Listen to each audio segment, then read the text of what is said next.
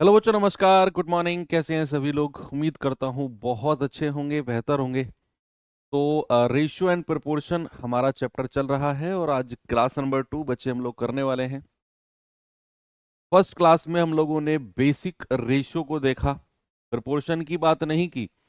Proportion को हम अपनी एक अलग क्लास में पढ़ेंगे। हमने बेसिक रेशियो देखा और बेसिक रेशियो में दो रेशियो का कॉम्बिनेशन, तीन का कॉम्बिनेशन, उससे ज्यादा का कॉम्बिनेशन आप बड़े आराम से सीख चुके हो। के ऊपर क्वेश्चंस किए कुछ। उसके बाद हम लोगों ने, मैंने आपको फिर टाइप 2 कराने से पहले सम इंपोर्टेंट रेशियोज यानी कि 8-10 रेशियो मैंने आपको लिखवाए जो बड़े ही ज्यादा इंपॉर्टेंट आपके लिए हैं। और जिन लोगों ने कल की क्लास नहीं की, प्लीज आपसे रिक्वेस्ट है कल की क्लास करना, तभी आज की क्लास आप करें। क्योंकि आज की क्लास में मैं सीधा सवालों से शुरुआत करूंगा। जो कॉन्सेप्ट हम कल की क्लास में अंत में पढ़ चुके थे उसके ऊपर सवाल आज हम करना शुरू करते हैं। ठीक है, तो चलिए शुरू करते हैं इसी के साथ अपनी क्लास। टाइम भी बिल्कुल 9 बज चुके हैं एग्जैक्ट। और टाइप 2 का पहला क्वेश्चन आपके सामने ये रहा। देखिए बच्चे जरा, और बताइए मुझे इसका जवाब क्या होगा सभी लोग।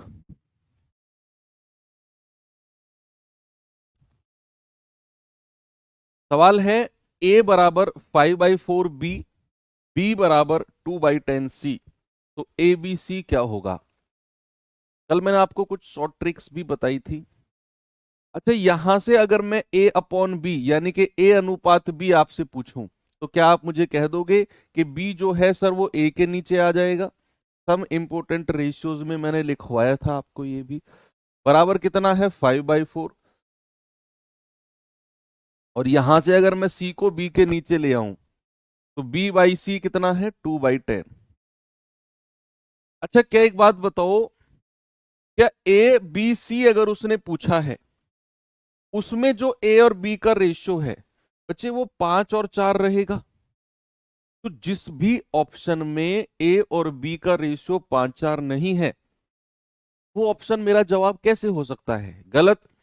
तो यहां पर 5 और 4, भाई 3 पंजे 15, 3 चौकू 12। चलो ये ऑप्शन मेरा 5-4 दे रहा है। क्या ये मेरा आंसर हो सकता है? नहीं। ये कितना रेशियो दे रहा है? 5-2। क्या ये जवाब हो सकता है? बिल्कुल नहीं। मुझे तो ए और बी का रेशियो 5 और 4 चाहिए। ये है, बिल्कुल है। यानी कि मेरी गाड़ी अटक गई अब ऑप्शन ए और डी में। अब मैं आता हूं बी और सी का रेशियो। बी और सी का रेशियो 2 एकम 2 और 2 पंजे 10। यानी कि बी और सी का रेशियो 1-5। इन दोनों ऑप्शन में चेक करना है बस। ये है 4 तिया 12, 4 पंजे 20। भाई ये तो 3-5 बन रहा है, हमें तो 1-5 चाहिए। तीन ऑप्शन हट गए, चौथा चेक करने की जरूरत नहीं है। चाहो तो कर लो, 4 एकम 4, 4 पंजे 20। देख लो, मिल गया। आप चाहो तो इसे डिटेल में भी कर सकते हो कि भैया ए बी सी का रेशियो लिख लो। 5-4 ए बी का रेशियो है और 1-5 बी सी का रेशियो है। क्रॉस मल्टीप्लाई करेंगे, 5 एकम 5, सीधी करेंगे 4 एकम 4, फिर क्रॉस करेंगे 5 चौकू 20। कितना मिल गया? 5, 4 and 20। That is option number D, बिल्कुल करेक्ट है। आगे चलें। नेक्स्ट, 3a बराबर 2b बराबर 12c है, तो ए बी सी का रेशियो क्या होगा? What is the ratio of A B and C? ये भी कल मैंने टाइप्स ऑफ रेशियोज में आपको सिखाया था कि अगर मैं डायरेक्ट ए बी सी का रेशियो निकालने जाता हूं तो भाई अगर आपको ए का रेशियो चाहिए तो ए को छुपा लो, बाकी दो को गुणा कर दो। तो अगर आप ए को छिपाते हैं तो बाकी दो की गुणा कितनी होगी? 12 दूनी 24। अगर आप बी का रेशियो चाहिए तो बी को छुपा लो, बाकी दो की गुणा कर दो, 12 तिया 36। और अगर आपको सी का रेशियो चाहिए, सी को छुपा लो, बाकी दो की गुणा कर दो, 3 दूनी 6। क्या ये स्टैंडर्ड रेशियो है? क्या ये मानक अनुपात है? आप कहेंगे नहीं सर, 6 से कट रहा है। 6 एकम 6, 6 छिंग 36 और 6 चौक 24। यानी कि 461 आपका जवाब हो जाएगा ऑप्शन नंबर बी। कितना होगा बच्चा? 461। आगे बढ़े। नेक्स्ट, ये सवाल करिए, बताइए इसका जवाब क्या होगा। 461। कल सैटरडे है ना, कल आपकी क्लास होगी और फिर मंडे को होगी, और मोस्ट प्रोबेबली के मंडे को हम ये चैप्टर एंड कर देंगे। मंडे को ये चैप्टर एंड कर देंगे हम लोग, ओके। और ट्यूसडे को प्रोपोर्शन खत्म हो जाएगा, तो अगले वीक में हम लोग एलसीएम एचसीएफ वाला चैप्टर कर लेंगे। उसके बाद फिर टाइम वर्क, पाइप सिस्टम और एवरेज। बताइए भाई, 2/3 P बराबर 4/5 Q बराबर 3/2 R। कल मैंने टाइप्स ऑफ रेशियो में ये भी आपको करवाया था, ये भी करवाया था मैंने आपको, याद करो। आपसे PQR का रेशियो पूछा है, पहले इसको डिटेल में करेंगे, फिर इसका मैं ट्रिक भी बताऊंगा आपको। इसको मैं ऐसे लिख सकता हूं बच्चे, 2P/3। इसको मैं लिख सकता हूं 4Q/5, और इसको मैं लिख सकता हूं 3R/2। इस तरीके से बड़े आराम से लिख सकते हैं। याद करो, कल मैंने आपको लिखवाया था कि अगर बीच में बराबर का साइन है और ये PQR इंडिपेंडेंट यानी कि स्वतंत्र है, तो जो इनके नीचे संख्या होती है वही रेशियो हो जाती है। लेकिन क्या PQR स्वतंत्र है, इंडिपेंडेंट है? नहीं। तो फिर इनको इंडिपेंडेंट कैसे करेंगे? जो इनके साथ संख्या है उसे 3 के भी नीचे ले आओ, 3/2 बराबर Q/5/4 बराबर R/2/3। अब क्या PQR इंडिपेंडेंट हो गए? अब जो बच्चे PQR का रेशियो होगा वो इनके नीचे वाली संख्या हो जाएगी, यानी कि 3/2, 5/4 और 2/3 होगी कि नहीं? अब क्या करना है, ये भी कल मैंने सिखाया कि जो डिनोमिनेटर जो हर है उसका एलसीएम ले लो। आप कहेंगे सर 2, 4 और 3 का एलसीएम ले लो। एलसीएम ऑफ 2, 4 एंड 3, यानी कि वो संख्या जो तीनों से कटे वो आती है 12। भाई 2 छिक्के 12, 4 तिया 12, 3 चौके 12, वो नंबर चाहिए जो तीनों से कट जाए। और 12 की गुणा तीनों रेशियो में कर दो। यहां भी एलसीएम की गुणा इनके डिनोमिनेटर के एलसीएम की गुणा तीनों रेशियो में। जिन बच्चों ने कल की क्लास नहीं की होगी उनको लग रहा होगा ये क्या चल रहा है भाई, तो पहले आपको कल की क्लास करनी पड़ेगी, तब जाकर ये सीन क्लियर होगा। 3 चौकू 12, 4 दूनी 8, तो क्या रेशियो आ गया? 18, 15 और 8। Option number A. ये तो हो गया इसका डिटेल्ड मेथड। अब मैं आपको बताता हूं कि अगर इस तरह का क्वेश्चन आपके एग्जाम में, आपके मॉक टेस्ट में आपको देखने को मिलता है, तो उसे कम समय में और ट्रिक के साथ आप कैसे कर सकते हो। ये सब करने की आपको जरूरत नहीं है, इतना करने की जरूरत है ही नहीं आपको, नो नीड। तो फिर क्या करेंगे? फिर आपको इतना डिटेल में जाने की जरूरत नहीं, अगर एग्जाम में ये सवाल आ रहा है। अपना ट्रिक कैसे लगाएंगे? आप थोड़ी देर के लिए भूल जाओ आर नाम की भी कोई चीज है, थोड़ी देर के लिए भूल जाओ, भूल जाओ कि आर नाम की भी कोई चीज है। आप केवल पी और क्यू पे फोकस करो, केवल पी और क्यू पे। तो ये कितना है हमारे पास? 2/3 P बराबर 4/5 Q। तो क्रॉस मल्टीप्लाई करना जरा, 5 दूनी 10 P बराबर 4 तिया 12 Q। तो 2 छिक्के 12, 2 पंजे 10। अगर मैं यहां से P और Q का रेशियो आपसे पूछूंगा, तो P के सामने 6 होगा और Q के सामने 5 होगा।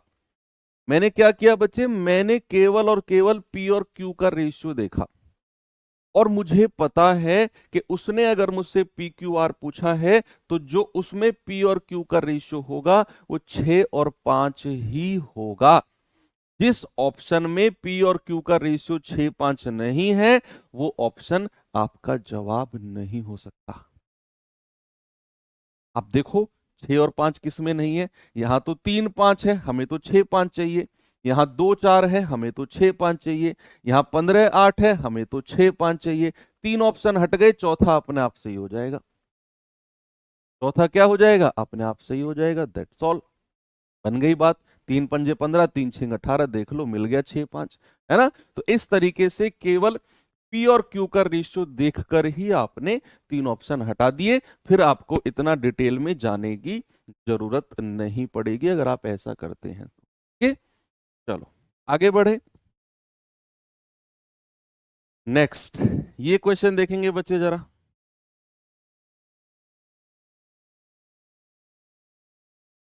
इसका जवाब बताओ।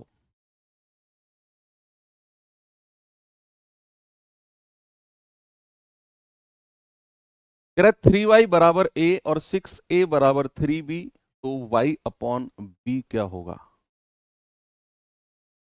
y अपॉन b की वैल्यू क्या होगी?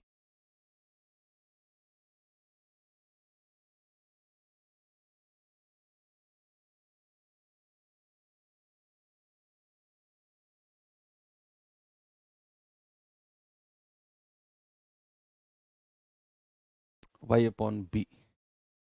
देखो यहां से अगर मैं y बराबर आपसे पूछूंगा, इस वाले समीकरण से y बराबर कितना हो जाएगा? y बराबर हो जाएगा a अपॉन 3। y बराबर कितना है बच्चा? a by 3। और यहां से मुझे b बराबर चाहिए, क्योंकि फाइनली मुझे y अपॉन b करना है। तो y की वैल्यू तो मैंने पता कर लिया, a बाई 3। अब आपको b की वैल्यू पता करनी है, तो b बराबर कितना होगा यहां से बताइए। भाई 3 से कट जाएगा, 3 दूनी 6, तो b बराबर कितना हो गया? 2a। कितना हो गया बच्चा? b बराबर हो गया 2a। आपको क्या चाहिए? y अपॉन b पूछा है ना, तो y कितना है? a बाई 3, और b बराबर कितना है? 2a, तो नीचे आ जाएगा 2a। a से a कट गया, कितना आ गया? 1/3 दूनी 6। जवाब आ गया ऑप्शन नंबर सी, 1/6। ओके, आगे चले। अगला सवाल ये देखेंगे, बताइए जरा मुझे इसका जवाब।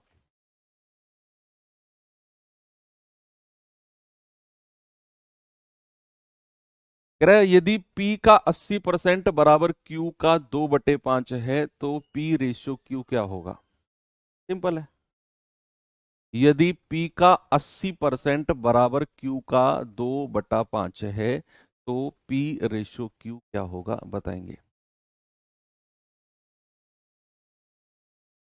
भाई 80% का फ्रैक्शन आप जानते हैं, सब जानते हैं, 4/5 होता है। जो नहीं जानते हैं, आपका मैथ्स खतरे में है।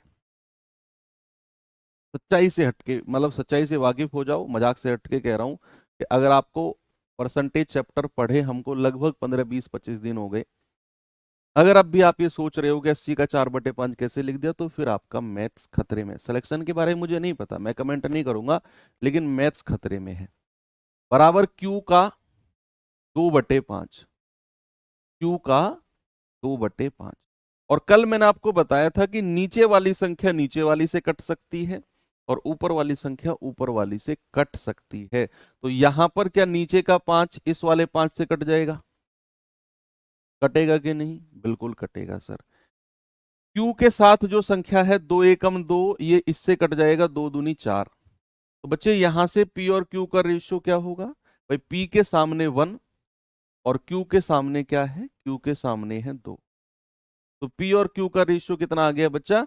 1 और 2। यही हमको चाहिए था, यही चाहिए था हमको। ठीक है, चलो वेरी गुड। अब हम चलते हैं अपने टाइप नंबर 3 के पास। धीरे धीरे लेवल बढ़ाएंगे, बहुत धीरे धीरे। टाइप नंबर 3 में क्वेश्चन नंबर 10, जरा देखिए बच्चे क्या जवाब होगा इसका। अच्छे क्वेश्चन की शुरुआत अब हो चुकी। कह रहा है पी रेशियो क्यू 5:3 है, तो पी की पावर 4 माइनस क्यू की पावर 4 रेशियो पी की पावर 4 प्लस क्यू की पावर 4 क्या होगा?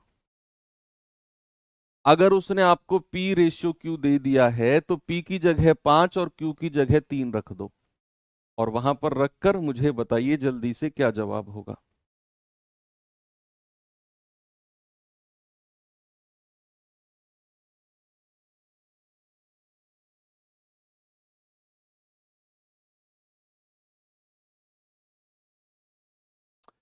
देखो P की जगह 5 और Q की जगह 3 रखेंगे, तो 5 की पावर 4 माइनस 3 की पावर 4 रेशियो 5 की पावर 4 प्लस 3 की पावर 4।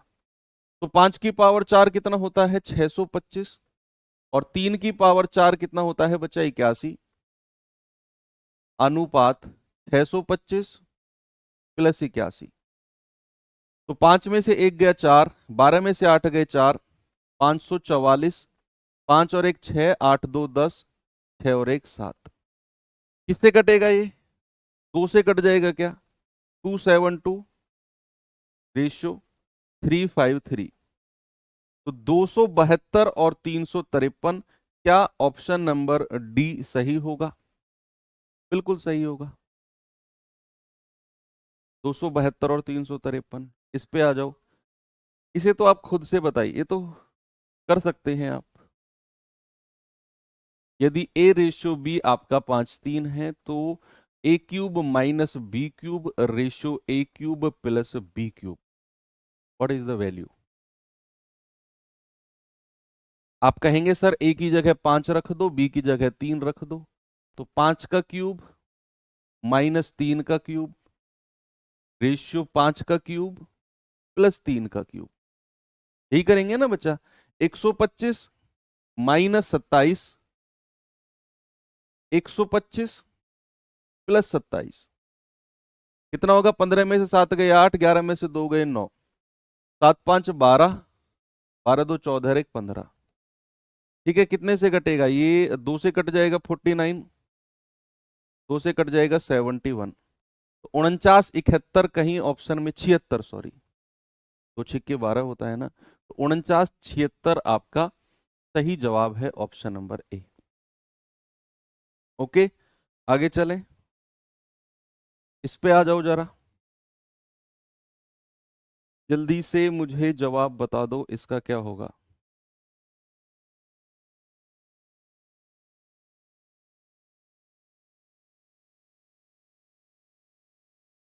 कह रहा है a/2 equal to b/3 equal to c/7।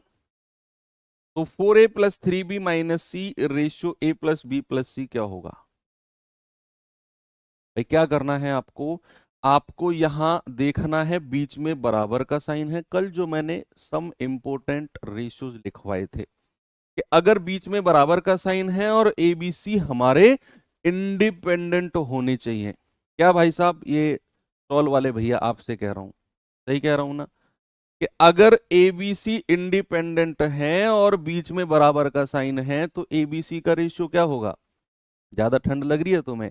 बताइए जल्दी से, ए बी सी का रेशियो। तो आप कहेंगे सर ए बी सी का रेशियो हो जाएगा जो इनके नीचे संख्या है, यानी कि 2 3 और 7। तो बच्चे ए की जगह 2, बी की जगह 3 और सी की जगह 7 रख दो, जो उसने पूछा है उसका जवाब बता दो। तो आपसे उसने बोला है 4a, क्या बोला बच्चे?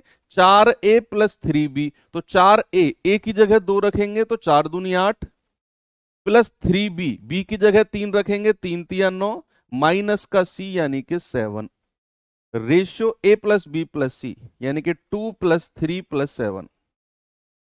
तो 9 8 17 में से 10 7 गया 10, 7 3 10 2 12। तो 2 पंजे 10 और 2 छिक्कू 12, रेशियो कितना आ गया? 5 6 का, ऑप्शन नंबर ए सही है क्या? चलो ये सवाल देखता हूं किसका बनता है, कौन इस सवाल का जवाब बताता है, देखते हैं। ये अच्छा लेवल का क्वेश्चन है।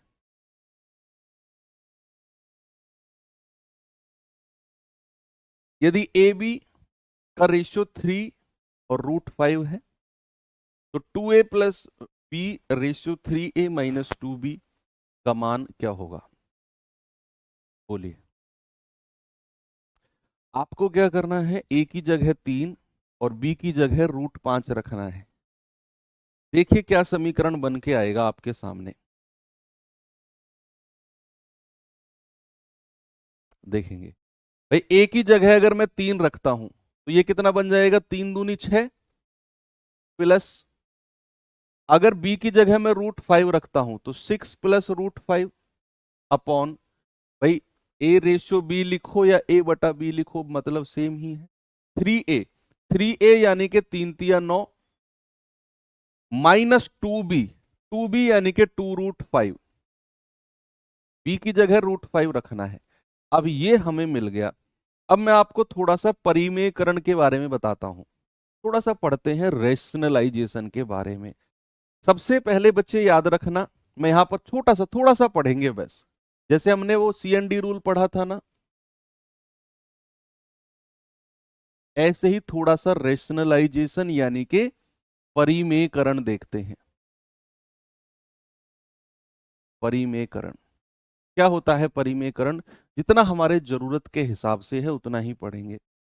परिमेयकरण का मतलब होता है कि अगर कोई भी संख्या, सुनना बड़े गौर से, अगर कोई भी नंबर a अपॉन बी के फॉर्मेट में है, a अपॉन बी के फॉर्मेट में है, जहां पर b जो है वो हमारा रूट वाली संख्या हो, जहां पर b क्या है, b हमारा एक रूट वाली संख्या हो, तो याद रखना हम परिमेयकरण यूज करते हैं।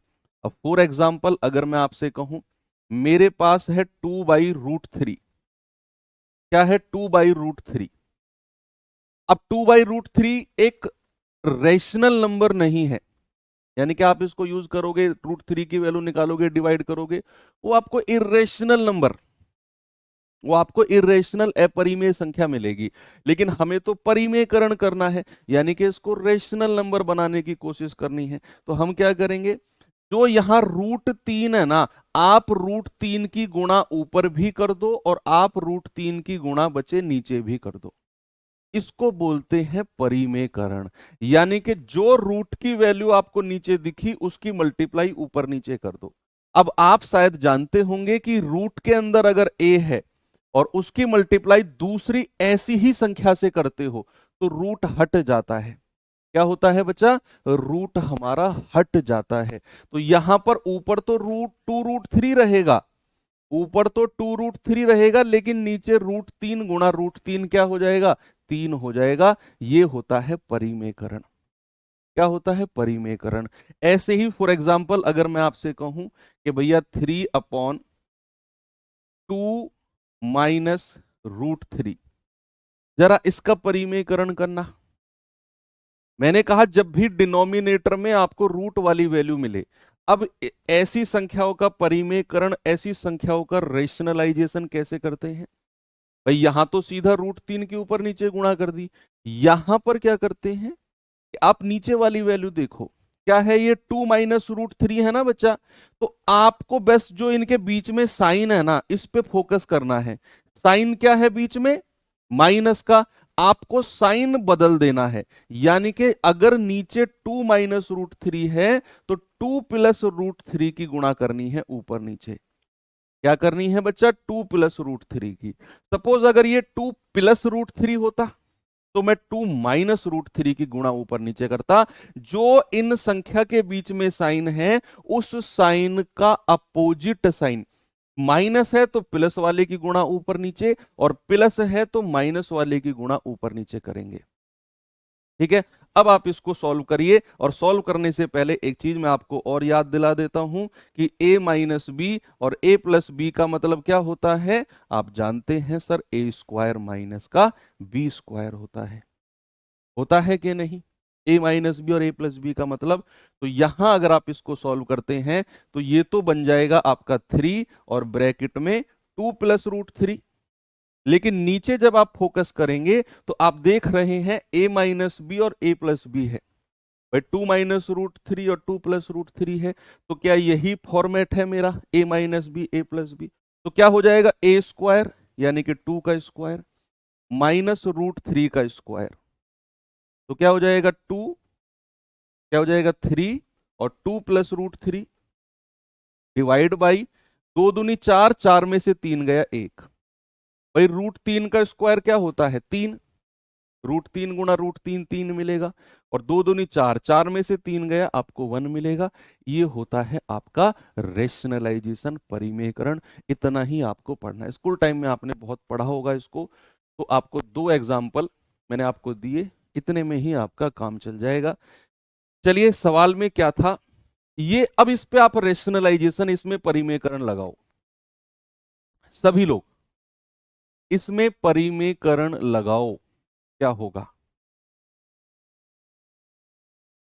कैसे लगाएंगे? भाई यहां पर नीचे 9 - √2 2√5 है, तो मैं किससे मल्टीप्लाई करूंगा? 9 प्लस, वेरी गुड,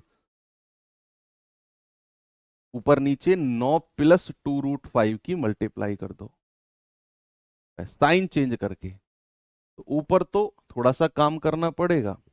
थोड़ा सा काम कैसे करना पड़ेगा कि भैया 6 की गुणा पहले 9 में करो, 6 निम्मा 54 प्लस, अब 6 की गुणा 2 में करो, 6 दूनी 12√5, अब √5 की गुणा 9 में करो तो 9√5 प्लस, और √5 की गुणा अब इसमें करो भाई, पहले तो 6 की गुणा 9 में ये आ गया, 6 की गुणा 2√5 में ये आ गया, √5 की गुणा 9 में ये आ गया, √5 की गुणा इसमें करेंगे तो √5 गुणा √5 कितना मिलेगा?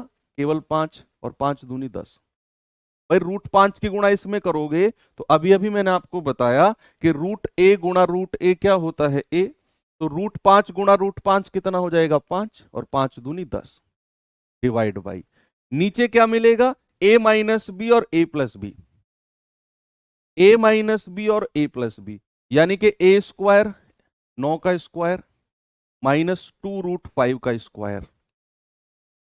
तो सॉल्व करेंगे जरा, 54 और 10 64 प्लस 12√5 और 9√5 कितना हो गया? 21√5 डिवाइड बाई 9 नाम 81 माइनस 2 दूनी 4, 4 पंजे 20। भाई 2√5 का स्क्वायर कितना होता है? आप कहेंगे सर 2 का स्क्वायर 4 और √5 का स्क्वायर 5, तो कितना आ गया? 20। तो ये आ जाएगा 64 प्लस 21√5 डिवाइड बाई 81 में से 20 गया 61। क्या कहीं ऑप्शन में है? यस, ये रहा 1/61, 64 प्लस 21√5। और ये एक अच्छा क्वेश्चन था जो आपके एग्जाम में शायद पूछा जा सकता है। ठीक है, अच्छे लेवल का क्वेश्चन है इस टाइप में। परिमेयकरण की नॉलेज आपको मैंने थोड़ी सी यहां पर दे दी, तो आपको पता होनी चाहिए। एक चीज और प्रैक्टिस करा देता हूं। सपोज अगर मैंने आपसे 4√3 का स्क्वायर पूछा, तो आपका जवाब देखो, बिना ज्यादा सोचे आपका जवाब कैसे आएगा? आप 4 का स्क्वायर करो दिमाग में ही, 4 चौक 16, अगर स्क्वायर की बात कर रहा है 4 चौक 16, और 16 की 3 में गुणा कर दो, रूट हटा दो, क्योंकि स्क्वायर लग के रूट हट जाएगा। तो आप कहोगे 4 चौक 16, 16 तिया 48, दिमाग में ही कैलकुलेट करोगे। अगर मैंने कहा 2√7 का स्क्वायर बताना जरा कितना होगा, तो आप कहोगे 2 दूनी 4, और 4 की गुणा कर दो 7 में, 4 सत्तू 28, सीधा आप बोलोगे 2 दूनी 4 सत्तू 28। अगर मैंने आपसे कहा बच्चे 4√2 और उसका क्यूब, अगर मैं क्यूब पूछता हूं, घन पूछता हूं, तो आपका जवाब क्या मिलेगा?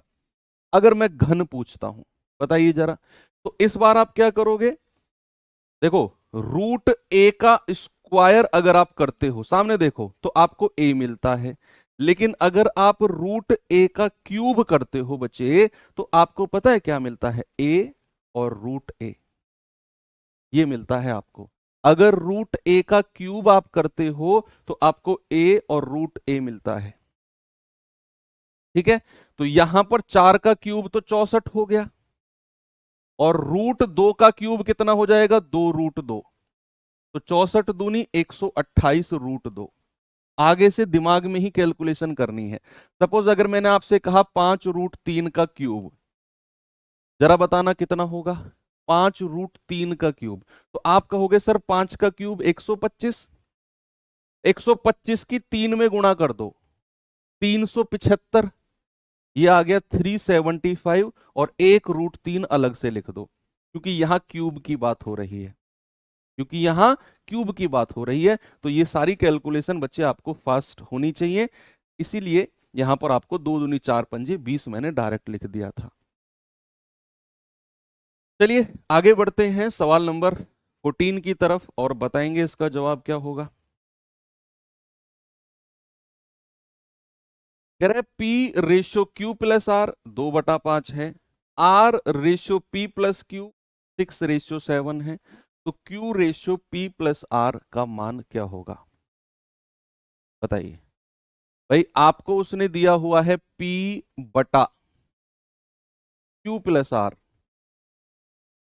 बराबर 2:5 का रेशियो है। 2/5 और आपको दिया हुआ है R/P+Q कितना 6/7 और आपसे पूछ रहा है भैया Q/P+R बताओ। कैसे इस सवाल को टैकल करें, कैसे टैकल करें इस क्वेश्चन को? जरा मुझे एक बात बताओ, P, Q और R की टोटल वैल्यू अगर मैं यहां से आपसे पूछूं तो जरा आप मुझे बताना, रेशियो में ही बता दो। P की वैल्यू कितनी है 2 और Q+R की वैल्यू कितनी है 5। भाई P की वैल्यू कितनी है 2 और Q+R की वैल्यू कितनी है 5 और मैं आपसे पूछता हूं कि मुझे टोटल बताओ P+Q+R का, रेशियो में ही बता दो। आप कहोगे 5 और 2 7, 7 है सर, 7 है ना। और यहां से मैं PQR पूछता हूं तो R मेरे पास है, P+Q मेरे पास है। अगर मैं इन तीनों को जोड़ देता हूं तो मुझे मिलेगा 7 और 6 13। कितना मिलेगा यहां से 7 और 6 13। भाई ऊपर से तो मुझे टोटल मिला 5 2 7 और यहां से टोटल मिला 7 6 13। क्या ये टोटल वैल्यू कभी अलग हो सकती है?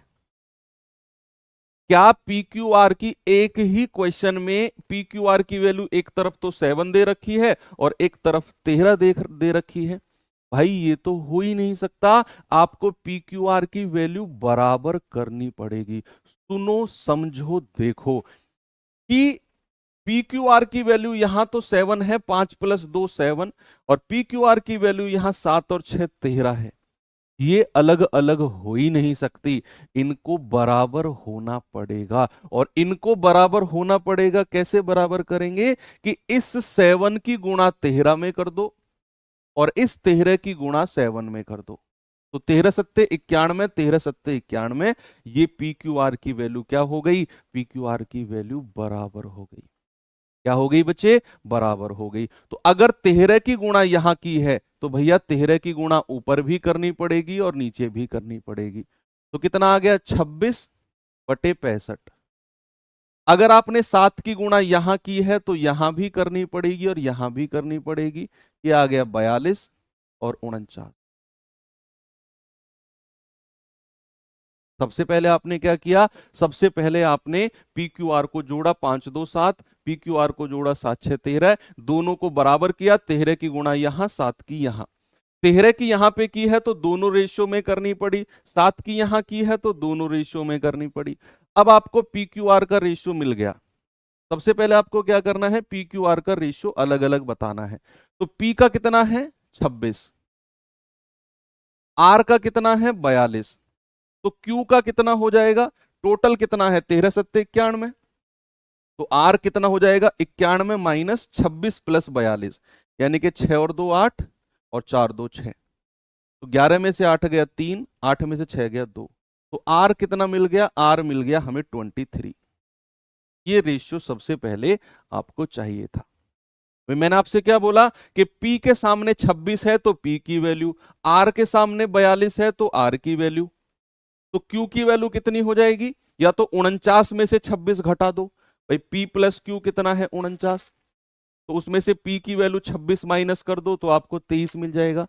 या फिर टोटल 91 है, उसमें से P और R 68 माइनस कर दो 23, तब आपको मिल जाएगा Q की वैल्यू। अब आपसे क्या पूछा है उसने? उसने पूछा है Q/P+R। तो Q कितना है? 23 और P+R यानी कि 6 और 2 8 और 4 2 6। तो 23/68। ऑप्शन नंबर बी मेरा सही है। ये भी एक स्टार वाला क्वेश्चन है। क्या है बच्चा? ये भी एक स्टार वाला क्वेश्चन है। ओके, अच्छा सवाल था। देखिए इसे, फिर मैं आगे बढ़ता हूं।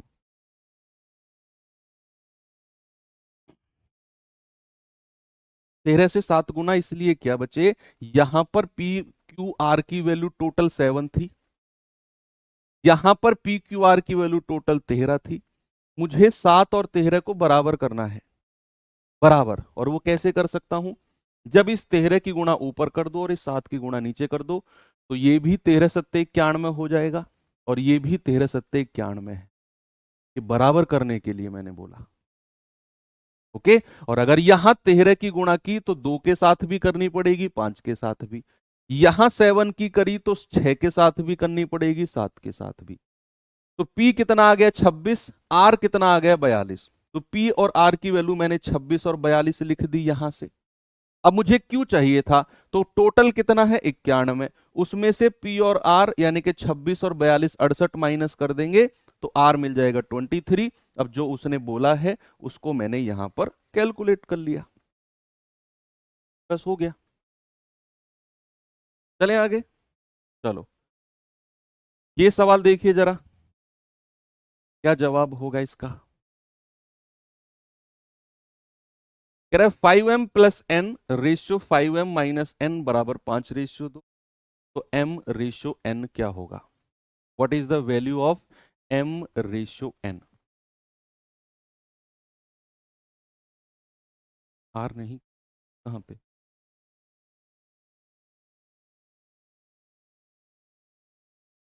कहां पे r नहीं?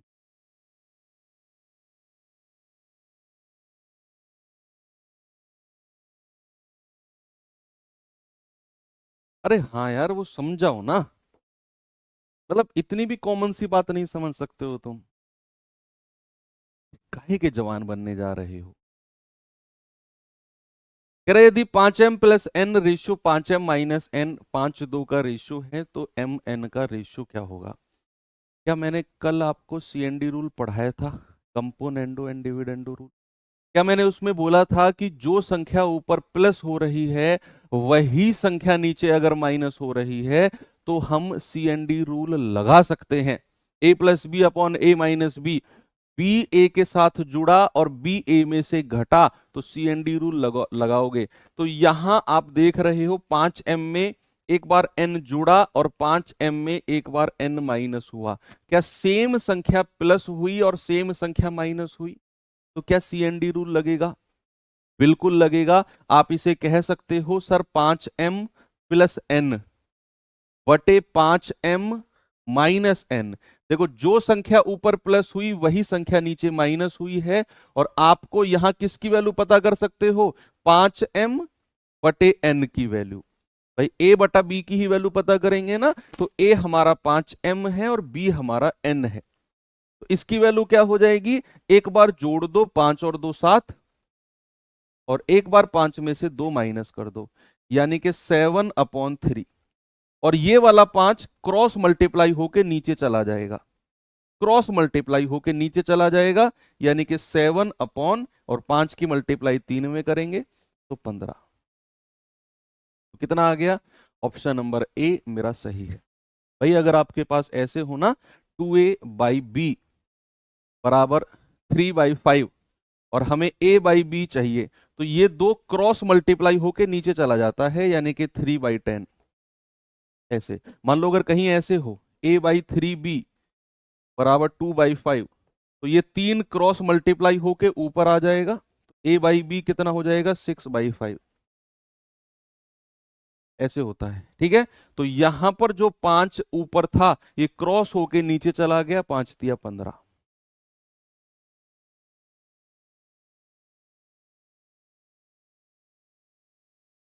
आप चाहो इसे क्रॉस मल्टीप्लाई से कर सकते हो।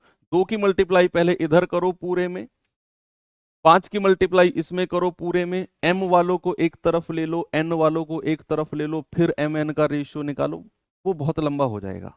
ठीक है, आप सीधा इसमें CND रूल लगाओ, 2 स्टेप में सवाल खत्म है। बशर्ते आपको CND रूल की कंडीशन पता होनी चाहिए कि जो संख्या ऊपर प्लस हो रही है बच्चा, वही संख्या नीचे माइनस होनी चाहिए। अगर ऐसा नहीं है तो फिर आप CND रूल नहीं लगाओगे, फिर आपको क्रॉस मल्टीप्लाई करके ही सवाल का जवाब निकालना पड़ेगा। ठीक है, चलें आगे। चलो ये सवाल बताइए जरा, जैसे ये रहा क्वेश्चन आपके सामने, क्या इसमें CND रूल लगेगा? जरा सोच समझ के बताना, क्या इसमें CND रूल लगेगा? 5x-2y रेशियो x-2y बराबर 9/17 है, तो 9x/13y की वैल्यू क्या होगी? 9x/13y। देखो हमें क्या दिया हुआ है? 5x-2y बटे x-2y, बराबर दिया हुआ है 9/17। क्या मैं यहां CND रूल लगा सकता हूं? इतना तो आप अपनी बुद्धि का यूज कर सकते हैं कि यहां पर CND रूल नहीं लगेगा सर। क्यों? क्योंकि यहां पर सेम संख्या ऊपर प्लस में नहीं है और वही संख्या नीचे माइनस में नहीं है। वो कंडीशन मेरी यहां पर नहीं है, तो मैं CND रूल नहीं लगाऊंगा। तो फिर क्या करेंगे? क्रॉस मल्टीप्लाई कर दो। 17 की गुणा 5 में करेंगे 17 पंजे 85x, माइनस 17 की गुणा 2 में करेंगे 17 दूनी 34y, बराबर 9 की गुणा x में करेंगे 9x, माइनस 9 की गुणा 2 में करेंगे 18y। अब क्या करो, y वालों को एक तरफ ले लो और x वालों को एक तरफ ले लो। y वालों को एक तरफ ले लो और x वालों को एक तरफ ले लो। तो अगर आप कहते हो कि सर ये प्लस का 9 है, ये इधर ले आओ, तो 85 में से घटेगा -9x, और ये माइनस का 34 उधर जाकर प्लस का 34 हो जाएगा। तो 34y प्लस का हो गया माइनस का 18y। तो भैया 85 में से 9 गया, ये आ गया 76x, और ये जाकर उधर घटेगा, 14 में से 8 गया 6, ये आ गया 16y। ठीक है भाई, 4 से जाएगा 4 चौक 16, 4 से जाएगा 19 बार। तो x रेशियो y कितना हो गया भाई? x के सामने 4 और y के सामने 19। क्या बात सही है? 4 और 19। लेकिन हमको क्या चाहिए था? हमको चाहिए था 9x/13y। तो x की जगह में क्या रखूंगा? x की जगह में 4 रखूंगा अपॉन 13, और y की जगह में क्या रखूंगा? 19 रखूंगा। तो कितना आ गया? 9 चौकू 36, 13 निम्मा 117, 13 एकम 13 और 11 24। तो 36/247, ऑप्शन नंबर ए मेरा करेक्ट है। 36/247। क्या सही है? अच्छा क्वेश्चन था ये भी। ओके, आगे बढ़े। चलो चलते हैं टाइप नंबर 4 की तरफ। और टाइप नंबर 4 में अब मैं आपको थोड़ी वर्ड प्रॉब्लम बताता हूं। अभी तक हमने केवल डायरेक्ट देखा कि भैया ये रेशियो दिया हुआ है, ये रेशियो दिया हुआ है, ये रेशियो बताओ। अब हम चलते हैं थोड़ा वर्ड प्रॉब्लम। वर्ड प्रॉब्लम यानी कि हमारे रेशियो को अगर वो लैंग्वेज में बनाकर दे दे, 4-5 लाइन का लैंग्वेज वाला क्वेश्चन दे दे, उसको कहते हैं वर्ड प्रॉब्लम। अगर वर्ड प्रॉब्लम में दे दे तो भैया कैसे हम लोग सवाल को करेंगे? टाइप 4 से हम शुरू करते हैं। जैसे हमारे सामने ये रहा, चीजें वही रहेंगी जो हमने अभी पढ़ी। अभी जो हमने 2-3 टाइप पढ़े, इनमें चीजें बिल्कुल डायरेक्ट पॉइंट टू पॉइंट बात कर रहा था कि भाई फला फला का रेशियो है, ये का रेशियो है, ये बताओ। यहां पर आपको पूछेगा वही, लेकिन थोड़ा सा घुमाकर पूछेगा। ऐसे 4-5 लाइन का क्वेश्चन बनाकर फिर पूछेगा। बात वही है, करना वही है जो आपने अभी 2-3 टाइप में किया है। आप पढ़ो एक बार। कह रहा है 3 संख्याओं का योगफल 98 है। ओके, यदि पहली संख्या और दूसरी संख्या का अनुपात 2-3 है, 3 में से पहली और दूसरी का, कह रहा है दूसरी का और तीसरी का रेशियो 5-8 है, तो तीसरी संख्या क्या होगी बताओ। बात वही है ना, लेकिन उसने सवाल में पूछ लिया इसको। तो आप कहेंगे सर तीनों संख्याओं को कुछ मान लो। आप कहो सर ABC मान लो, वेरी गुड। अब सवाल कहता है पहली और दूसरी का रेशियो 2-3 है। पहली और दूसरी का रेशियो कितना है? 2-3। तो ए और बी का रेशियो कितना हो गया? 2-3 हो गया। ए और बी का रेशियो कितना है? 2-3। अब कह रहा है दूसरी और तीसरी का रेशियो 5-8 है। दूसरी और तीसरी का, तो नीचे वाली लाइन में लिखो, यहां लिखो 5, यहां लिखो 8।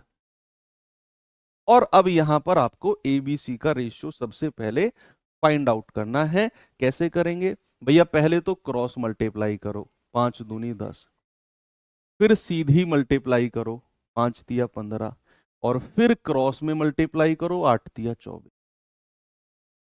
तो 10, 15 और 24, 10, 15 और 24, तो आपको मिल गया तीनों संख्याओं का रेशियो। याद करो, कल मैंने आपको बताया था कि किसी भी रेशियो को अगर आप ओरिजिनल नंबर में बदलना चाहते हो, किसी भी रेशियो को अगर आप ओरिजिनल नंबर में बदलना चाहते हो तो आपको उसे आर से रिप्लेस करना होगा। 10R, 15R और 24R। और यानी कि आर हमारा वो नंबर है जिसको मैं रेशियो से मल्टीप्लाई करके ओरिजिनल संख्या में बदलता हूं। तो अब मैं अगर इन तीनों को जोड़ता हूं, 24 और 15 39, 39 और 10 49, 49 आर की वैल्यू किसके बराबर दी हुई है, योगफल 98। तो आर कितना होगा, आर हो जाएगा 49 दूनी 98। आर की वैल्यू हो गई 2। कह रहा है तीसरी संख्या, अरे हमें तो 24 आर चाहिए, यानी कि 24 गुणा 2, तो कितना हो जाएगा 48। कितना हो जाएगा बच्चे, 48 हो जाएगा। ऑप्शन नंबर ए मेरा बिल्कुल करेक्ट है। 48 बिल्कुल सही जवाब हो जाएगा। क्या सभी का आ गया? चलो अगले सवाल पे चलते हैं, जरा इसका जवाब बताओ। कह रहा है तीन संख्याओं में से पहली और दूसरी का अनुपात 8:9 है, दूसरी और तीसरी का रेशियो 3:4 है। यदि पहली और तीसरी का गुणनफल 2400 है तो दूसरी संख्या क्या होगी?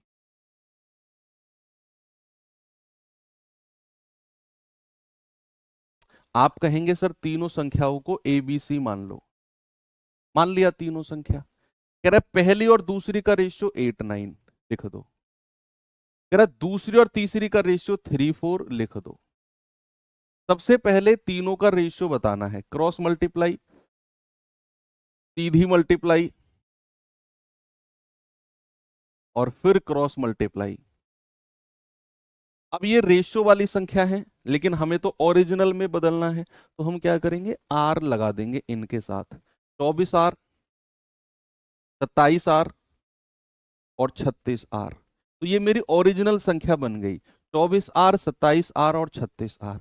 अब उसने बोला कि यदि पहली और तीसरी का मल्टीप्लीकेशन 2400 है, पहली और तीसरी का मल्टीप्लीकेशन 2400, तो अगर आप पहली और तीसरी का मल्टीप्लाई करते हो तो 24R गुणा 36R बराबर कितना है जी, 2400। ये सवाल ने बोला है कि पहली और तीसरी का मल्टीप्लीकेशन। देखो 24 से तो पूरा 2400 100 बार कटेगा, ये 36 उसके नीचे आ जाएगा और आर की आर में गुणा करोगे तो आर स्क्वायर बराबर 100/36। तो यहां से बच्चे अगर मैं आर आपसे पूछता हूं तो अंडर रूट ऑफ 100/36 मिलेगा। और 100 का अंडर रूट कितना होता है 10, और 36 का कितना होता है 6। 2 तिया 6, 2 पंजे 10। तो आपको आर की वैल्यू कितनी मिल गई, 5/3। ये आर की वैल्यू मिल गई आपको 5/3। अब आर की वैल्यू 5/3 मिल गई, आपसे कह रहा है दूसरी संख्या, यानी कि आपको 27 आर की वैल्यू चाहिए बच्चे। बी बराबर 27 आर, और 27 आर की वैल्यू कितनी होगी, 27 गुणा 5/3। तो 3 नाम 27 और 9 पंजे 45। क्या जवाब हो जाएगा आपका, 45 बिल्कुल सही है। कुछ बच्चे क्या करते हैं, वो यहां रेशियो को सीधा मान के चलते हैं, आर मान के नहीं चलते। पिछले क्वेश्चन में तो चल जाएगा कि आप रेशियो को सीधा जोड़ो, 49 यूनिट की वैल्यू 98, 1 की वैल्यू 2, 24 की वैल्यू 48। लेकिन जब इस तरह का क्वेश्चन देगा जहां गुणनफल यानी कि मल्टीप्लीकेशन कहेगा रेशियो को, वहां ऐसे काम नहीं चलेगा, क्योंकि वहां पर दो कांस्टेंट टर्म आपस में गुणा होकर स्क्वायर बनाते हैं। दो कांस्टेंट टर्म आपस में गुणा होकर स्क्वायर बनाते हैं। अगर आप आर नहीं लगाओगे तो आपको पता ही नहीं चलेगा, आपके दिमाग से निकल जाएगा कि जब आप दो की गुणा कर रहे हो तो कांस्टेंट टर्म का भी स्क्वायर बनना है, वो भूल जाओगे आप। इसीलिए रेशियो को ओरिजिनल संख्या के बराबर कभी भी करो तो उसको पहले रेशियो को आर से रिप्लेस सॉरी आर जोड़ लीजिए उस रेशियो में, तब जाकर सॉल्यूशन कीजिए। एक ही बार में सवाल सही हो जाएगा। आगे बढ़े, अच्छा सवाल था ये भी। चलिए इस सवाल पे आइए, देखेंगे बच्चे इस क्वेश्चन को जरा। सवाल है 207 को दो भागों में इस प्रकार बांटा जाता है कि पहले भाग का 1/8, दूसरे भाग का 1/5 का रेशियो 5:4 है। बताइए वो दोनों भाग क्या होंगे? सभी लोग।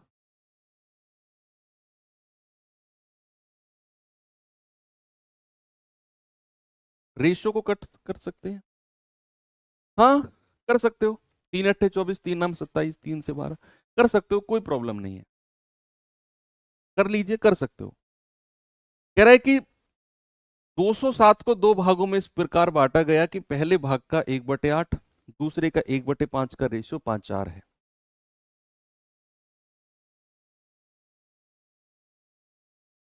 बोलो।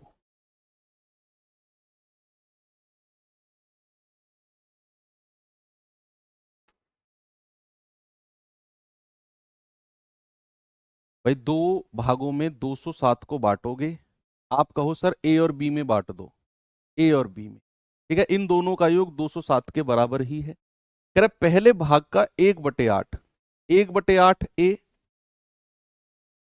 दूसरे भाग का 1/5, यानी कि 1/5 बी, बराबर किसके है? रेशियो 5/4 के। ऐसा ही दिया हुआ है सवाल ने। क्रॉस मल्टीप्लाई करो, क्रॉस मल्टीप्लाई। आप कहोगे 1/8 गुणा 4a, बराबर क्रॉस मल्टीप्लाई करेंगे 1/5 गुणा 5b, तो 4 से जाएगा 4 दूनी 8, यानी कि 1/2a, बराबर 5 से 5 गया बराबर b, तो 2 उधर ले जाओ, तो आप कहोगे 1a बराबर 2b। तो यहां से a और b का रेशियो कितना आ गया भाई? a के सामने 2 और b के सामने 1, a और b का रेशियो कितना आ गया? 2:1। अब जैसे ही ए और बी का रेशियो 2:1 आया, तो ऑप्शन में देख लो 2:1 के रेशियो में कौन से ऑप्शन है?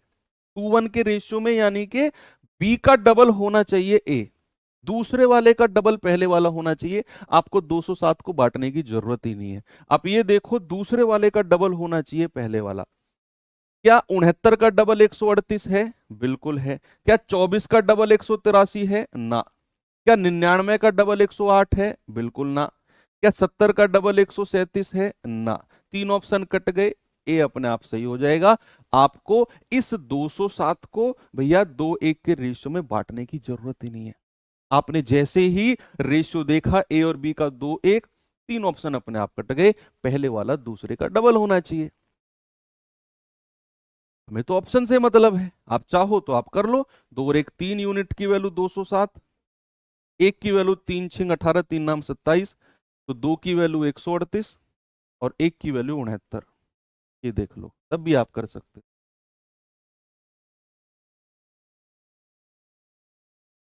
ये सवाल देखिए,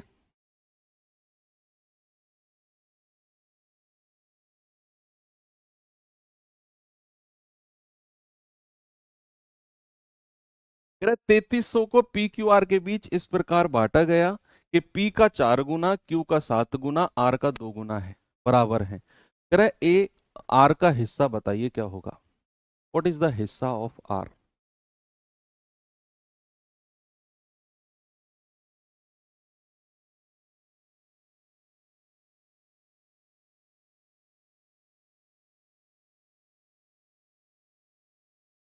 कैसी बातें करते हो तुम? एक बच्चा बहुत देर से कमेंट कर रहा है कि क्या ये रिकॉर्डेड क्लास है, क्या ये रिकॉर्डेड क्लास है, क्या ये रिकॉर्डेड क्लास है? भाई, थोड़ी सी बुद्धि का प्रयोग करो। ज्यादा ठंड पड़ रही है, मैं समझ रहा हूँ कि थोड़ा सा काम कम कर रही होगी। अगर ये रिकॉर्डेड क्लास होती तो आपके सवाल का जवाब मिल पाता? नहीं मिलता। और अगर ये लाइव क्लास है तो तुम्हें कमेंट करने की जरूरत ही नहीं है फिर। दोनों केस में तुम गलत कमेंट कर रहे हो, आउट ऑफ ट्रैक चल रहे हो। ट्रैक पे रहो। इतनी ठंड में अगर तुम पढ़ाई को समय दे रहे हो तो प्रॉपर पढ़ाई को दो। फिर बाद में तुम ही लोग कहते हो कि हम मैंने तो पूरा पढ़ाई की थी, जी जान लगाकर पढ़ाई की थी, पता नहीं फिर क्यों कम नंबर रह गए। इसीलिए रह गए क्योंकि तुमने समय तो दिया, पढ़ाई तो की, लेकिन वास्तव में पढ़ाई नहीं की। तुम्हारे जितना ही समय देकर तुम्हारे बराबर वाला, तुम्हारा पड़ोसी तुमसे आगे निकल जाएगा। इसीलिए मैं कहता हूँ जब भी पढ़ रहे हो तो कमेंट कम से कम करो। अगर क्वेश्चन से रिलेटेड कोई कमेंट है तो ही करो, जो सवाल चल रहा है। सवाल से अलग अगर आपका कोई कमेंट है, बाहर का कोई कमेंट है, ये क्यों नहीं हो रहा, वो क्यों नहीं हो रहा, मेरा ये नहीं चल रहा, वो नहीं अपनी वो पीडीएफ नहीं डली, वो फलानी क्लास क्यों नहीं हुई, उस क्लास में कैसे होगा, ये वैकेंसी क्यों नहीं आई, मेरी हाइट इतनी नहीं है, अंकित सर से बोलो ये वीडियो बना दे। ऐसे कमेंटों पे ध्यान दोगे तो शायद एक तो आपको पता है कि मैं आपका जवाब नहीं दूं। आप इतने दिन में समझ चुके होंगे कि ये मास्टर एक्स्ट्रा कमेंट के जवाब देता ही नहीं है, आप कुछ भी बोल लो इसे। और जब आपको पता है कि ये मास्टर फालतू कमेंट के जवाब देगा ही नहीं, तो फिर इसके सामने क्यों करो फालतू के कमेंट, मत करो ना, किसी और के सामने करो जो आपका जवाब दे ऐसे कमेंटों के, है ना। तो कह रहा है पी का 4 गुना, यानी कि 4p। क्या करें बच्चा, पी का 4 गुना ई का हो गया। देखो कोड भी गुस्सा हो गया, एक्स्ट्रा बात करते हैं हम लोग जैसे। कह रहा है 4p बराबर 7q बराबर 2r, ऐसा सवाल ने बोला। तो सबसे पहले पी क्यू आर का रेशियो बताइए। सबसे पहले क्या करो बच्चे, पी क्यू आर का रेशियो बताओ। क्या बता सकते हो पी क्यू आर का रेशियो मुझे? पी का रेशियो बताना है, छुपा लो बाकी दो को गुणा कर दो। क्यू का रेशियो बताना है, छुपा लो बाकी दो को गुणा कर दो। और आर का रेशियो, आर को छुपा लो, 7 चौको 28। क्या ये स्टैंडर्ड रेशियो है? 2 से कट जाएगा सर अभी, 2 चौको 8 और 2 से जाएगा 14 बार। अब ये स्टैंडर्ड रेशियो बन गया। कह रहा भैया 3300 रुपए है टोटल, तो हम कहेंगे 14 4 18, 18 7 25, तो 25 यूनिट की वैल्यू 3300। 1 यूनिट की वैल्यू आएगी 25 एकम 25, 5 3 8, 25 तिया 75, 25 दूनी 50। तो भैया आर का हिस्सा, तो 14 गुणा 132, 14 दूनी 28, 14 तिया 42, 2 44, 14 एकम 14 4 18। तो कितना आ गया, 1848। बिल्कुल सही जवाब है, 1848 मेरा बिल्कुल करेक्ट जवाब हो जाएगा। ठीक है, यहां पर आपका टाइप खत्म होता है। अब हम चलते हैं टाइप नंबर 5 की तरफ, और आज का लास्ट टाइप है, आसान टाइप है। क्या है इसमें? इसमें है कंपैरिजन ऑफ रेशियो, अनुपात की तुलना। क्या है? इंग्लिश वाले बच्चे लिखेंगे कंपैरिजन ऑफ रेशियो, और हिंदी वाले बच्चे लिखेंगे अनुपात की तुलना। कि कौन सा रेशियो बड़ा है, कौन सा रेशियो छोटा है, असेंडिंग ऑर्डर, डिसेंडिंग ऑर्डर, बढ़ता क्रम, घटता क्रम, है ना। देखो असेंडिंग ऑर्डर क्या होता है, पहले तो ये बताओ। असेंडिंग ऑर्डर, असेंडिंग का मतलब होता है चढ़ाना, यानी कि नीचे से ऊपर की तरफ, जिसको हम क्या कहते हैं, आरोही क्रम। आरोही क्रम, और आरोही क्रम का मतलब होता है बढ़ता हुआ क्रम, बढ़ता हुआ क्रम। और दूसरा होता है बच्चे डिसेंडिंग ऑर्डर। क्या होता है दूसरा? Descending order. डिसेंडिंग ऑर्डर, सवाल ऐसे ही लिख के आएगा कि arrange in ascending and descending order, यानी कि इसको बोलेंगे हिंदी में अवरोही। अवरोही, अवरोही आप जानते हैं घटता हुआ क्रम होता है। क्या होता है बच्चे? घटता हुआ क्रम। आपको कुछ रेशियो दे देगा, आपसे कहेगा बताइए सबसे छोटा रेशियो, बताइए सबसे बड़ा रेशियो, आपसे कहेगा बताइए बढ़ता हुआ क्रम, आपसे कहेगा लगाइए इनको घटते हुए क्रम में। 4 क्वेश्चन पूछेगा, सबसे छोटा, सबसे बड़ा, बढ़ता हुआ क्रम और घटता हुआ क्रम, ये 4 आपसे पूछेगा। तो असेंडिंग यानी कि बढ़ता हुआ क्रम, डिसेंडिंग यानी कि घटता हुआ क्रम। अब बहुत सारे तरीके बच्चों के पास होते हैं, लगभग 3 4 तरीके होते हैं, और अलग अलग तरीकों से बच्चे इनको सीखते हैं। मैं आपको एक तरीका बताऊंगा, आपको अगर वो ठीक लगे तो उसको फॉलो करना, उसके अलावा अगर आपको कोई और आता है आप उसे अप्लाई कर लेना, लेकिन अगर आपको कोई भी नहीं आता तो जो मैं बताऊं उसे ही सीखना है फिर आपने। ओके, चलिए। जैसे मैं आपको पहले एक स्पेशल केस बताता हूं, वो स्पेशल केस पढ़ के फिर आपको जनरल केस बताऊंगा। स्पेशल केस क्या है बच्चे, कि कोई रेशियो हमको दिया हुआ है। जैसे सपोज अगर मैंने आपसे बोला कि a ratio b ratio d, c, b ratio c नहीं, मैं कहूंगा सी रेशियो डी, मैं कहूंगा एक्स अपॉन वाई, और मैं कहूंगा पी अपॉन क्यू। ये 4 रेशियो दिए हुए हैं। एक यूनिवर्सल मैं आपको चीज, वो सॉरी स्पेशल केस बता रहा हूं, आपको सपोज 3-4 रेशियो दिए हुए हैं और इनमें कंडीशन, तो कंडीशन लगा के देगा। अगर वो कंडीशन नहीं होगी तो मैं आपको एक यूनिवर्सल केस बताने वाला हूं। पहले ये कंडीशन है, मैंने बोला ना स्पेशल केस है ये, स्पेशल केस। तो क्या है स्पेशल केस? कि अगर कुछ रेशियो दिए हुए हैं और इनके न्यूमरेटर और डिनोमिनेटर, यानी कि इनके अंश और हर, ऊपर वाले को क्या कहते हैं? अंश, नीचे वाले को हर, इंग्लिश में न्यूमरेटर और डिनोमिनेटर। तो अगर इनके अंश और हर का डिफरेंस सब में बराबर है, जो डिफरेंस यहां है वही डिफरेंस यहां है, वही सेम डिफरेंस यहां है, वही सेम डिफरेंस यहां है। ये डी का मतलब है कि न्यूमरेटर और डिनोमिनेटर का अंतर वो सब में इक्वल है, चाहे वो 1 1 1 1 हो, चाहे 2 2 2 2 हो, चाहे 3 3 3 3 हो। अगर डिफरेंस सब में बराबर है, डिफरेंस का मतलब है बड़े में से छोटा घटाना, वो कितना भी हो सकता है, लेकिन अगर बराबर है तो भैया ऐसे स्पेशल केस में आपका जिस भी फ्रैक्शन का अंश बड़ा होगा, जिस फ्रैक्शन का या जिस भिन्न का, इंग्लिश वाले बच्चे फ्रैक्शन लिख लेंगे, जिस भिन्न का, भिन्न यानी कि ए बटा बी को भिन्न कहते हैं, सी बटा डी को भिन्न कहते हैं, जिस भिन्न का अंश यानी कि न्यूमरेटर बड़ा होगा, जिस भिन्न का अंश बड़ा होगा वो भिन्न सबसे बड़ा होगा, वो फ्रैक्शन लार्जेस्ट होगा, वो भिन्न क्या होगा? सबसे बड़ा होगा। ये है, ये स्पेशल केस है। अब इस स्पेशल केस के ऊपर मैं क्वेश्चन करा देता हूं। सपोज मैंने आपसे बोला 3/4, 7/8, 1/2, 19/20, 12/13। अब मैंने आपसे कहा कि आपको 4-5 क्वेश्चन के जवाब बताने हैं मुझे।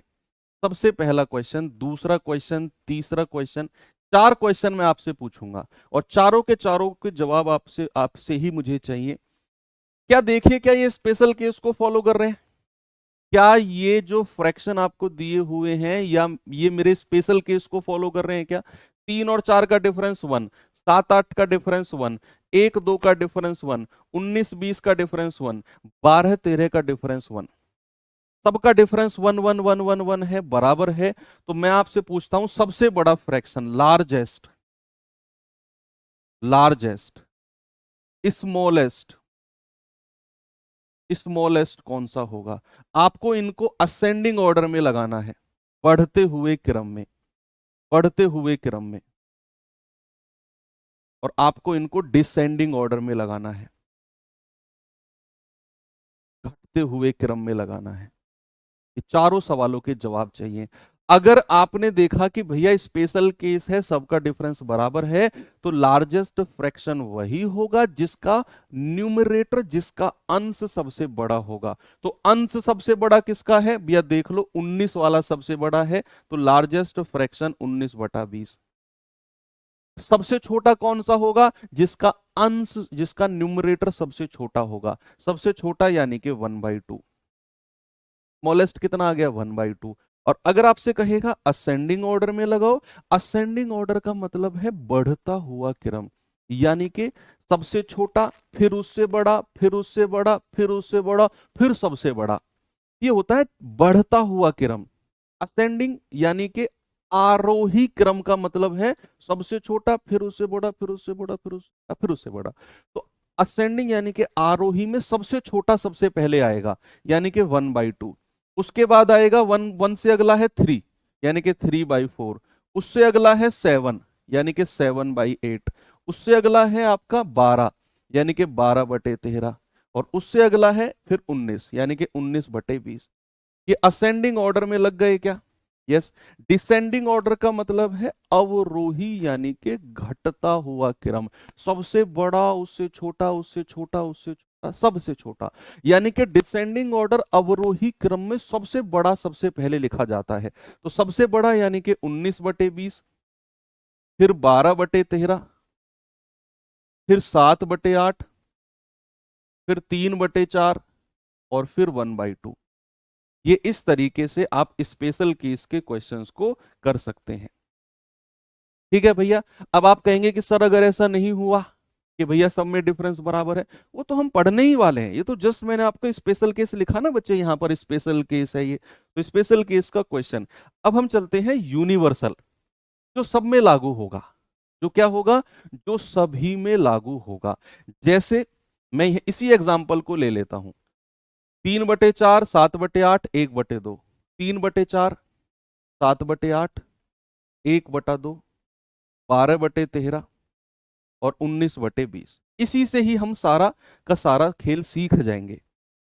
क्या है, आपको ये फ्रैक्शन दिए हुए हैं। अब यूनिवर्सल मेथड क्या बोलता है कि आपको नहीं पता कौन सा फ्रैक्शन बड़ा है, आपको नहीं पता कौन सा फ्रैक्शन छोटा है, आपको नहीं पता क्या असेंडिंग ऑर्डर, आपको नहीं पता क्या डिसेंडिंग ऑर्डर। तो यूनिवर्सल मेथड बोलता है बच्चे कि आप न्यूमरेटर में दो दो जीरो लगा दो, दो दो जीरो, सभी के अंश में दो दो जीरो लगा दो, यहां भी दो जीरो, यहां भी दो जीरो, यहां भी दो जीरो। सब में आपने क्या किया, अपनी तरफ से दो दो जीरो लगा दिया।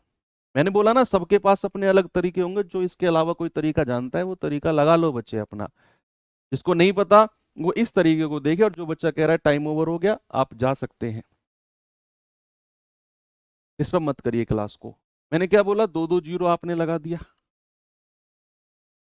अब इसके बाद क्या होगा, इसके बाद आप इसको डिवाइड करो 4 से। 4 से डिवाइड करोगे, 4 सत्ते 28, 4 पंजे 20, ये तो पूरा 75 बार कट गया, पूरा 75 बार कट गया। इस वाले को काटिए भाई, 8 नाम 72 तो ज्यादा हो जाएगा, 8 ही 8 64, 6 6 आ गया ना, 8 सत्तू 56। अब ये 87 पॉइंट जाएगा, पूरा पूरा नहीं कटा ये पूरा पूरा कहाँ कटा है भाई, 8 ही 8 64, ये 60 आ गया, 8 सत्तू 56, ये पूरा पूरा नहीं कटा, ये 87 पॉइंट समथिंग है। तो मैं एग्जैक्ट 87 वाली वैल्यू को ले लूंगा। डेसिमल के बाद क्या आएगा उसकी जरूरत मुझे नहीं है। उसकी जरूरत मुझे कब पड़ेगी, जब दो फ्रैक्शन में 87 पॉइंट आ जाएगा, फिर मैं उन दो फ्रैक्शंस में थोड़ा सा आगे बढ़ूंगा डेसिमल के बाद। लेकिन यहां पर ये एग्जैक्ट 87 बार नहीं गया, 87 पॉइंट समथिंग बार गया है। तो आप इसको 87 ही रहने दो, आप इसको 87 ही रहने दो। अब दो से काटो, दो से काटोगे ये आ जाएगा 50, 13 से काटोगे 13 निम्मा 117, 3 13 एकम 13, ये 91 पॉइंट समथिंग जाएगा। आप इसे 91 91 ही रहने दो। फिर आप कहोगे जीरो से जीरो गया, दो से जाएगा, दो नाम 18, दो पंजे 10, 95 एग्जैक्ट कट गया। आपने डेसिमल के बाद कितनी बार गया वो काउंट नहीं किया, जितनी बार ये पूरा पूरा गया है उतना देख लिया। अब आप इसको अरेंज कर लो, जो वैल्यू सबसे छोटी आई है वो फ्रैक्शन सबसे छोटा हो जाएगा। भाई जैसे सबसे छोटी वैल्यू ये आई 50, तो ये हमारा सबसे छोटा स्मॉलेस्ट हो गया। सबसे बड़ी वैल्यू कहां से मिली है, 91 नहीं 95, ये हमारा लार्जेस्ट हो गया। हमने पीछे भी तो ऐसे ही निकाला, 19/20 लार्जेस्ट है, 1/2 स्मॉलेस्ट है। बाकी असेंडिंग डिसेंडिंग लगा सकते हो। ये जो तरीका है दो दो जीरो लगाकर करने वाला, ये किसी भी फ्रैक्शन में यूज कर सकते हो, कोई कंडीशन नहीं है। सब में दो दो जीरो लगाओ देखो, सब में दो दो जीरो लगाओ देखो, बिल्कुल सही बार आपको मिल जाएगा। हाँ 13 दूनी 26, ठीक है ना, 92 टाइम्स, कोई कोई दिक्कत नहीं है। चलिए अब मैं सवाल दिखाता हूं आपको, जरा ये क्वेश्चन देखेंगे बच्चे एक बार।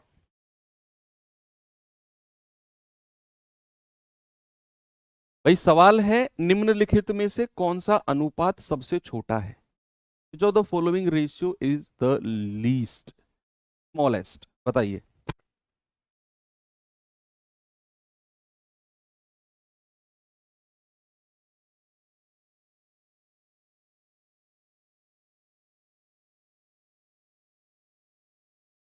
बताएंगे बच्चे जरा।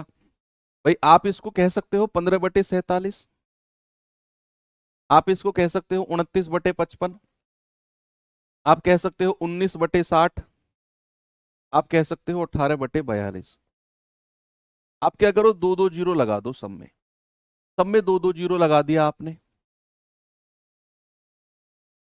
काटो जरा, 47 तिया कितना होता है, 141 होता है। आगे कितना बचेगा, 9, 43 दूनी 94, यानी कि 12 पॉइंट समथिंग जाएगा, मैंने एग्जैक्ट 12 लिख लिया। ये कितनी बार जाएगा बच्चे? 5 से जाएगा 11 बार, 5 पूरे 25, 5 अट्ठे 40, 0, 11 पंजे 55, 3, 11 दूनी 22। ये 52 पॉइंट समथिंग जाएगा, मैंने एग्जैक्ट 52 लिख लिया। ये 0 से 0 गया, 6 तिया 18, 1, 6 एकम 6, 31 पॉइंट समथिंग जाएगा, मैंने 31 लिख लिया।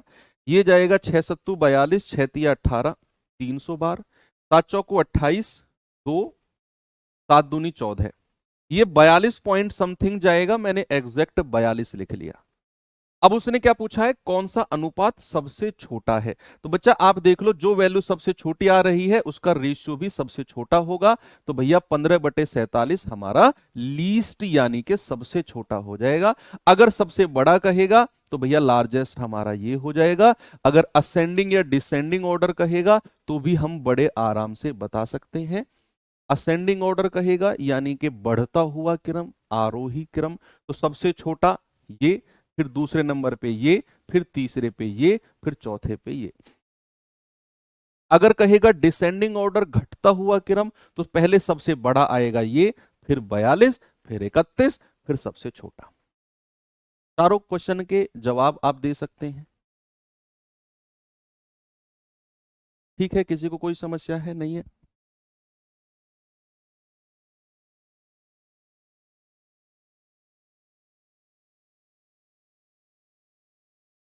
1960 12 नहीं होगा, गलत कर दिया क्या कुछ? देख लेना बच्चे एक बार,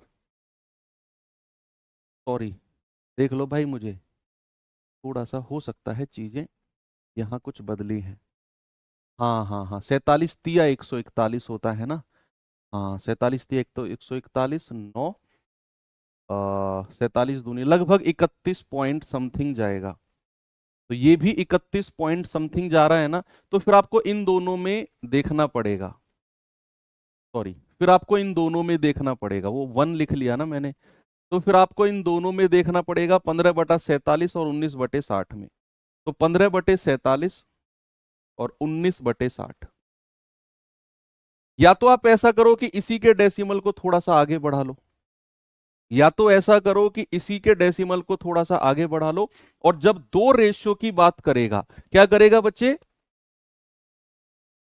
जब दो रेशियो की बात करेगा तो आपको, अगर दो रेशियो में आप आके अटक गए कि भैया ये भी 31 पॉइंट समथिंग है और ये भी 31 पॉइंट समथिंग है, तो दो रेशियो में फिर 0 0 लगा के डेसिमल को आगे मत बढ़ाओ। आप फिर क्या करो, आप यहां क्रॉस मल्टीप्लाई करके देख लो। दो रेशियो में क्रॉस मल्टीप्लाई करके देख लो। 15 छिक्के 90, 900, और इसकी मल्टीप्लाई इसमें कर लो, कितना आएगा? 19 सत्ते 133, 13, 19 चौक 76, 76 और 13 कितना होता है? 6 और 3 9, 7 और 1 8, 893। दो रेशियो की अगर बात हो रही है तो दो रेशियो को आप क्रॉस मल्टीप्लाई कर सकते हो। 15 छिक्के 90 और 47 गुणा 19, 893। तो इन दोनों में कम वैल्यू कौन सी है? 893। यानी कि ये फ्रैक्शन हमारा इन दोनों में छोटा हो जाएगा। इन दोनों में क्या हो जाएगा? छोटा हो जाएगा। तो जीत हो जाएगी 1960 की। सॉरी, मैं क्षमा चाहता हूं कि वो थोड़ा सा 31 की जगह 12 हमने गलती से लिख दिया था। तो हमारा ये हो जाएगा लीस्ट, क्योंकि दोनों 31 31 पे आके अटक गए। भाई अगर इनमें डिफरेंस होता तो मैं बता देता कौन सा छोटा कौन सा बड़ा। तो ये भी लगभग 31 बार गया, ये भी लगभग 31 बार गया। तो फिर दो फ्रैक्शन को अलग से लिख के क्रॉस मल्टीप्लाई कर लो। ये 900 और ये 893, इन दोनों में ये छोटी वैल्यू है तो ये छोटा होगा, और हमें छोटा वाला ही चाहिए। मान लो बड़ा वाला पूछता तो भैया फिर ये बड़ा होता, 15/47। ठीक है, चलो, बड़े बड़े शहरों में छोटी छोटी गलतियां होती रहती हैं। आगे बढ़ते हैं, इस सवाल पे आइए जरा। निम्नलिखित में से कौन सा अनुपात अधिक है? बड़ा पूछ रहा है, कौन सा अधिक है? तो भैया यहां 2/3 लिख लो, यहां 8/3 लिख लो, यहां 7/4 लिख लो, यहां 1/5 लिख लो। दो दो जीरो सब में लगा दो, दो दो जीरो आप लगाएंगे तो कितना आएगा? ये आएगा 20, ये आएगा 4 एकम 4, 3, 4 सत्ते 28, 4 पंजे 20, ये आएगा 3 दूनी 6, 2, 3 छिंग 18, 3 छिंग 18, 266, ये आएगा 3 छिंग 18, 3 छिंग 18, 66। अधिक वाला पूछा है तो 266 यानी कि 8/3, ऑप्शन नंबर बी मेरा सही हो जाएगा। ओके, 8/3 बिल्कुल करेक्ट है। आगे बढ़े, ये सवाल पे आएंगे जरा। कह रहा है 3, 4, 5, 8, 1, 2, 6, 9 में सबसे बड़ा रेशियो कौन सा है, सबसे बड़ा। तो आप कहेंगे सर 3/4 लिखो, 5/8 लिखो, 1/2 लिखो और 6/9 लिखो। आप दो दो जीरो लगा दो सब में दो दो जीरो आपने लगा दिया तो कितनी बार जाएगा ये भाई? 9 से जाएगा, 9 छिक्के 54, 6 9 छिक्के 54, लगभग 66 बार। ये जाएगा 50 बार। 8 छिंग 48, 2 8 दूनी 16, लगभग 62 बार। 4 सत्तू 28, 4 पंजे 20, 75 बार। तो कह रहा है कौन सा अनुपात बड़ा होगा, तो इनमें सबसे बड़ा तो 75 ही है, यानी कि 3/4 हमारा सबसे बड़ा हो जाएगा। क्या हो जाएगा? 3/4 सबसे बड़ा, 6/9 नहीं 3/4।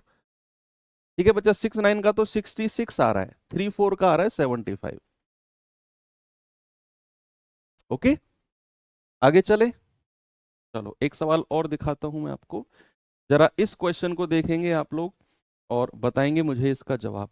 अनुपात 12-13, 7-8, 9-10 और 5-6।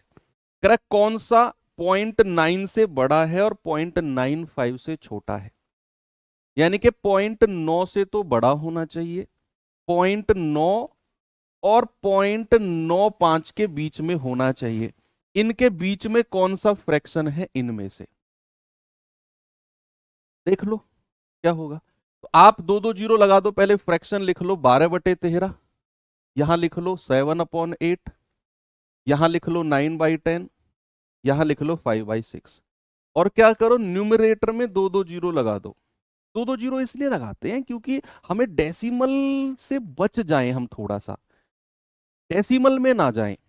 दो जीरो लगाने का ऐसा कोई हार्ड एंड फास्ट रूल नहीं है कि एक क्यों नहीं लगाई, दो क्यों लगाई, तीन क्यों नहीं लगाई। दो जीरो एक स्टैंडर्ड वैल्यू है, जिसे मल्टीप्लाई हम किसी संख्या में कर दे तो थोड़ी सी एक बड़ी सी संख्या मिल जाती है, बस इतना ही है। तो दो जीरो यहां लगा, दो जीरो का मतलब है 100 से गुणा करना, ये है बेसिकली। दो जीरो का मतलब है किसी भी फ्रैक्शन को 100 से गुणा करना। और अगर आपने इन चारों फ्रैक्शन को 100 से गुणा किया है तो 0.9 को भी 100 से गुणा करना पड़ेगा और 0.95 को भी 100 से गुणा करना पड़ेगा।